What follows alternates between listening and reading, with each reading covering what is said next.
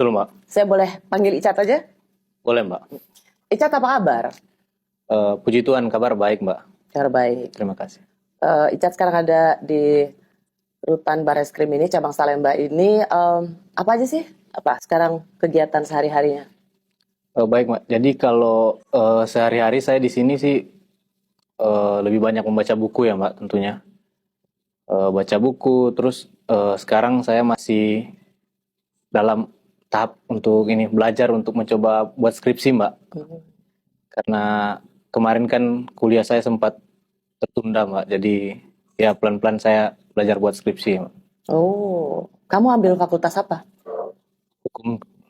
Oke. Sekarang jadi apa? Kalau kamu sehat kan? Sehat. Sehat. Bisa dibilang kurusan atau gemukan? Oh, enggak sih, Pak. Dari awal kayaknya tetap stabil, Mbak. Nggak naik. Cat, saya mau tanya nih.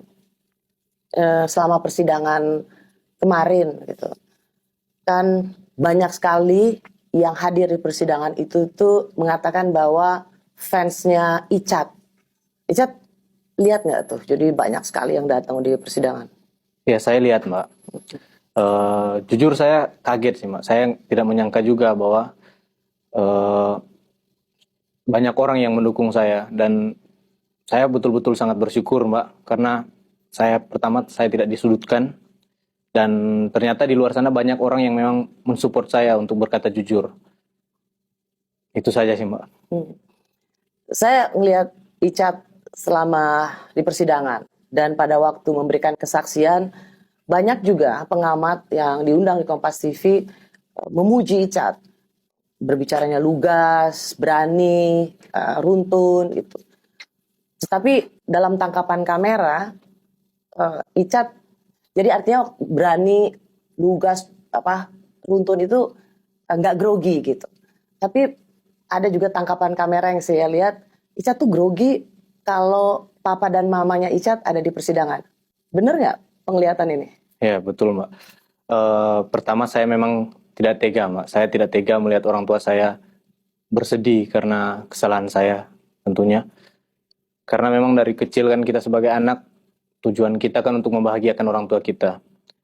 Jadi saya lebih ke tidak tega, Mbak, kalau melihat orang tua saya hadir di persidangan. Lebih nggak tega ya? Tidak tega. Harus melihat papa dan mama. Betul, Mbak. Dari Manado, melihat anaknya harus ada sebagai seorang terdakwa di persidangan. Icat, waktu saya mewawancarain, waktu itu pertama kali papa dan mama ada di Jakarta, di program Rosi, mama Icat dan papa Icat itu pertama kali secara eksklusif tampil di Rosi. Dan saya bertanya soal mengapa Icat sebelumnya tidak berkata jujur, dan kemudian mama cerita juga akhirnya Icat mau berkata jujur. Dan waktu itu yang saya ingat, mama Icat, Ibu Ina mengatakan, ketika Icat minta maaf, tapi mama malah mengatakan, Icat, mama malah bangga karena kamu jujur. Baik, Mbak Rosi. Karena dari kecil saya memang diajarkan orang tua untuk selalu berkata jujur tentunya. Jadi pada saat ada masalah kemarin, ya memang bertentangan dengan hati nurani saya. Di samping itu ya mungkin atas dari pelajaran dari orang tua memang untuk selalu berkata jujur yang membuat saya untuk lebih berani sih. Siapa waktu itu percakapan dengan mama, Cat? Jadi saya pada saat itu saya dikasih kesempatan untuk menelpon dengan mama ya, Mbak Rosi. Saya bilang, Mak, saya mau berkata jujur, Mak, kepada penyidik. Dan mama saya bilang kepada saya, ya lebih baik kamu jujur, Dek, karena mama bangga sama kamu kalau kamu jujur. Mama sempat cerita waktu itu, kamu menelpon mama sambil menangis ya? Betul, Mbak Rosi. Jadi tiba-tiba HP saya bunyi, terus saya angkat, tahu-tahu dia nangis. Nggak tahu Icat yang nelpon. Dia nangis, Mbak. Dia waktu itu Dia bilang, Apa katanya, Bu? Mama, Mama saya sudah merasa siksa.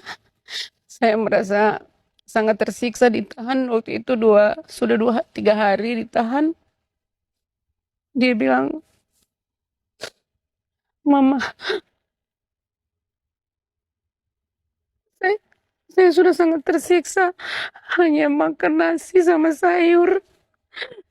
Dan mereka yang lain yang melakukan, yang terlibat enak-enak di luar, saya akan bicara jujur.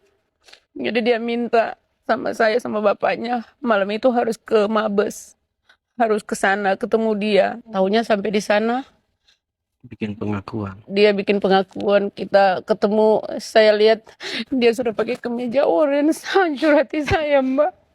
Saya bilang anak saya pakai seragam polisi, terus malam ini saya lihat dia pakai kemeja orange tahanan. Hancur, Mbak, hati saya. Saya bilang dia pun masuk polisi itu karena perjuangannya sendiri. Dia berjuang sampai dia melewati semua tahap. Dia masuk Brimob itu jadi anggota Brimob.